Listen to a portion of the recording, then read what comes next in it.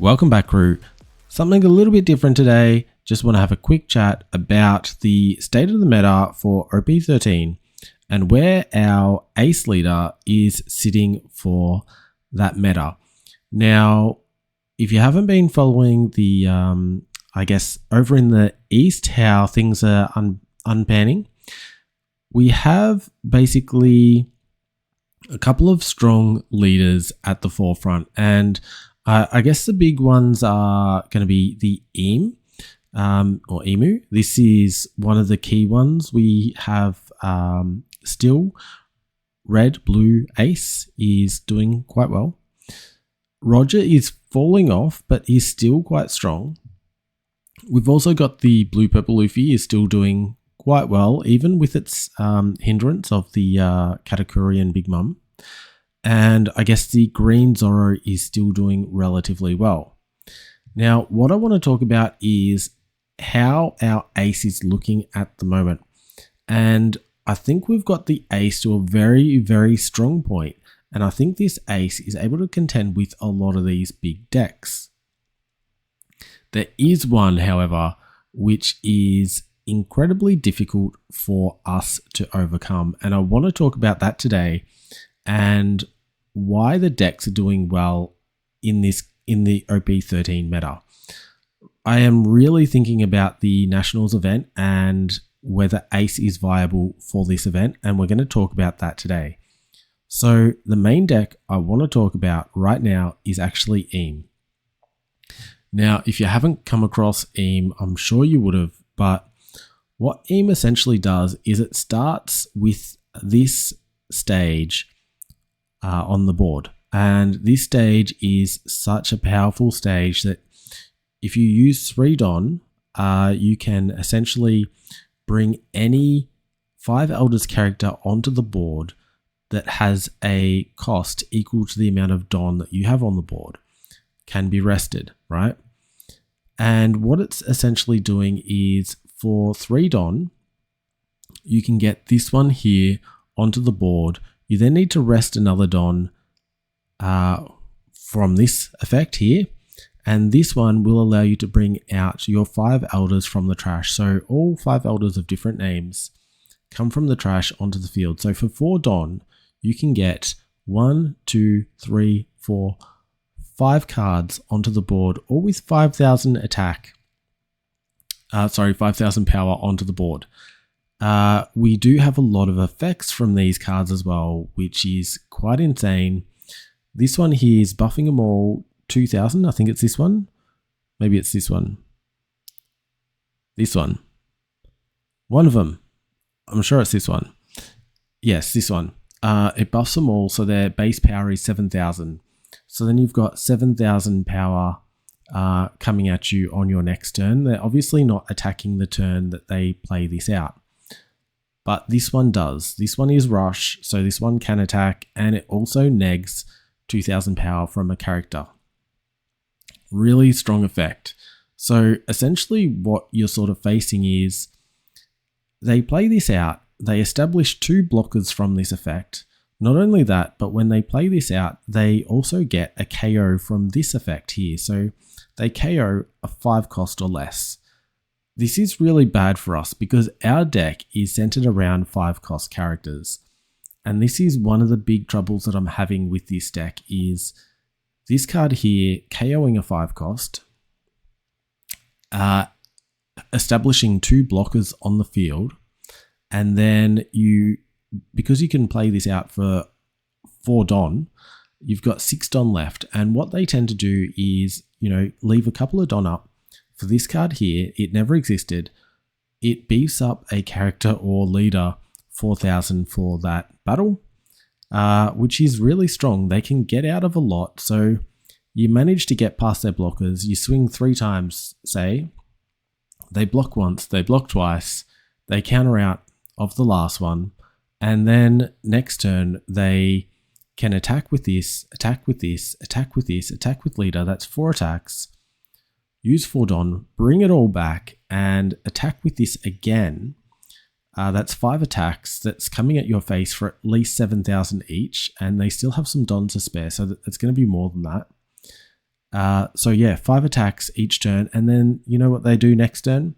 They do this again. So they can essentially do this 4 times, but if you don't deal with their board, they can just leave it there anyway, so they don't need to play this out if they've got a good stronghold on you anyway. So really tough to get around, and what a lot of decks are doing at the moment to get past this leader is they're utilizing effects that can get past the blockers.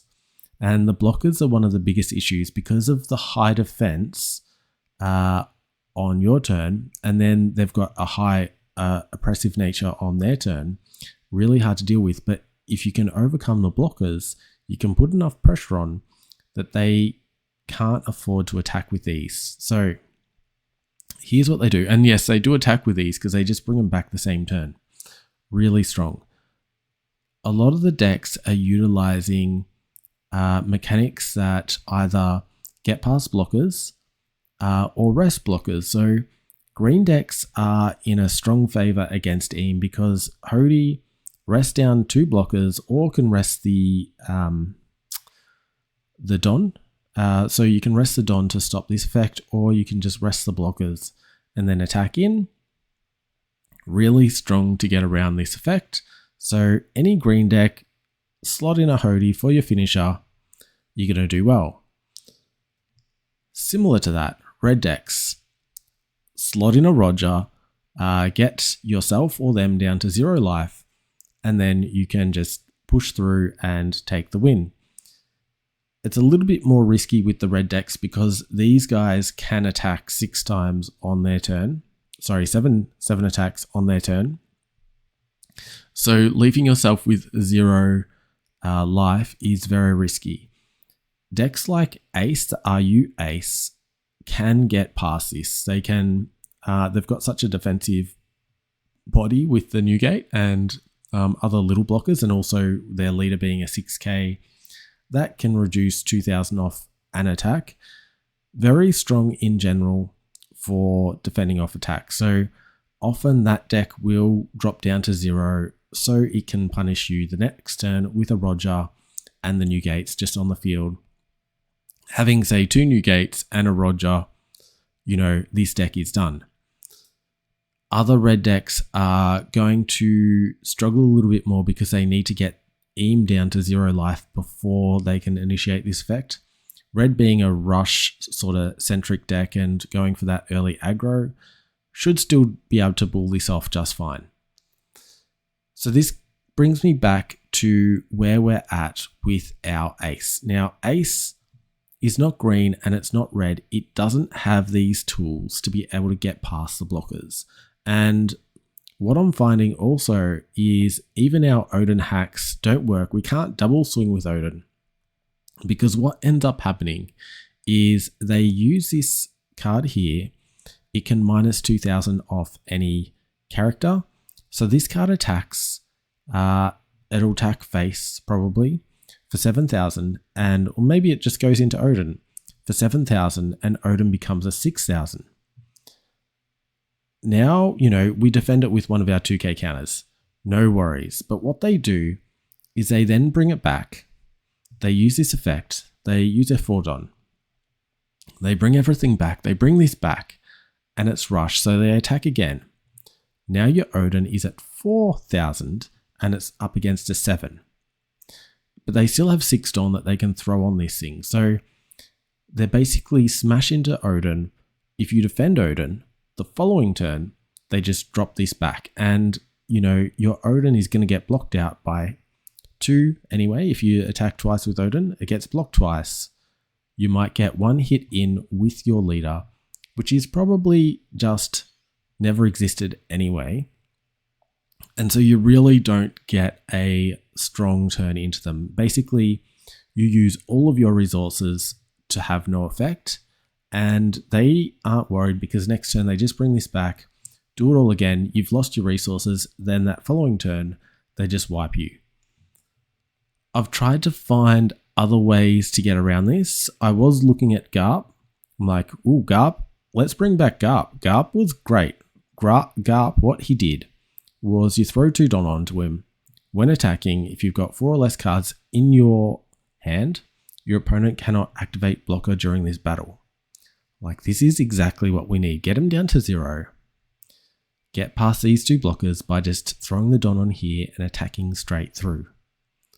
Problem is once again coming back to this card. So on their turn, you play this out. It doesn't have rush and it's when attacking. So they play this out. They go, this Garp looks like trouble. Let's just KO that.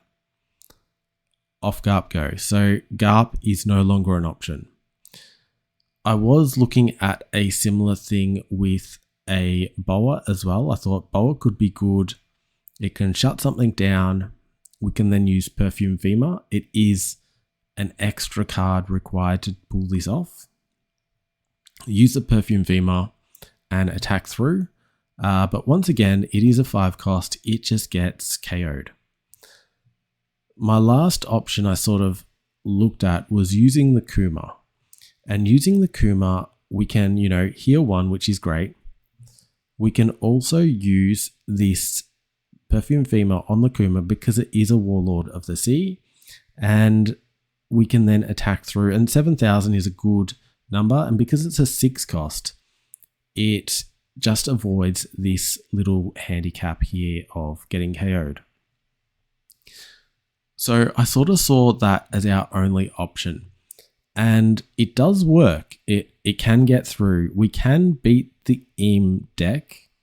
However, what you need to do to make this work, to make this femur work, is 1, you're running extra cards for this combo. It's not searchable through our leader effect, so you do have to work to get this out. But you also have to get your opponent down to 0 life before initiating the femur. And this is possible, but it's very difficult to do with the tools we've got. So yes, it's possible for us to beat Im, but what I'm finding is the chance of that happening, it's not at 50%. You're losing this matchup, I don't know, 75% of the time. This is something that I don't think is great for Ace. If you're considering him for Nationals, I really don't see this because Im is such a strong contender for the win that unless a lot of decks start, playing to combat Im, running the Hodies and running the Rogers and basically putting Im to a position where people don't want to play it because it's become the big bad of the format and everything's going to target it.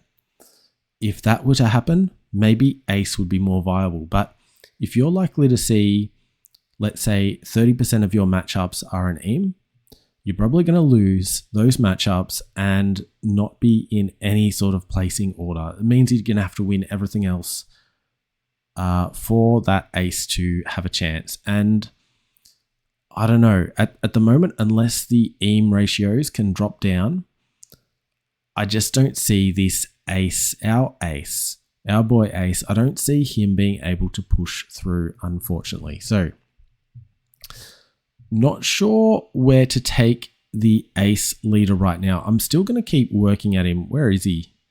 Where is our Ace? Ace, there you are. Yeah, not sure where to take him just at the minute.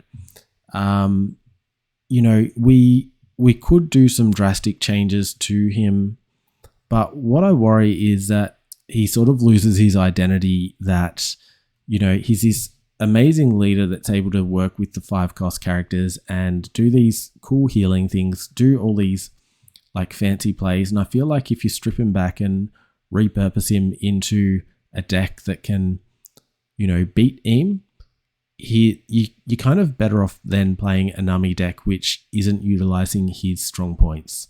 So I don't know. I just wanted to share that with everyone with where I see Ace at the moment. I will start to explore some other leaders for OP13. I haven't given up completely on Ace. What I'm really hoping is that the meta shifts away from Im and makes Ace more viable, but I guess I'm just going to keep a close eye on this and see where that, lands us. Let me know what your thoughts are on all of this. If you have a great build against Eam, please do share it with us. I could see things like Newgate, maybe going for a Whitebeard package, sort of helping and not losing too much of what we can do, but I don't know. Let me know what you've got and how you're taking on Eam. What decks are you likely to play in OP13?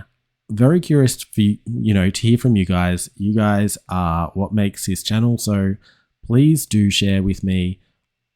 I'd love to know. Anyway, until next time, look after yourselves and look after your decks.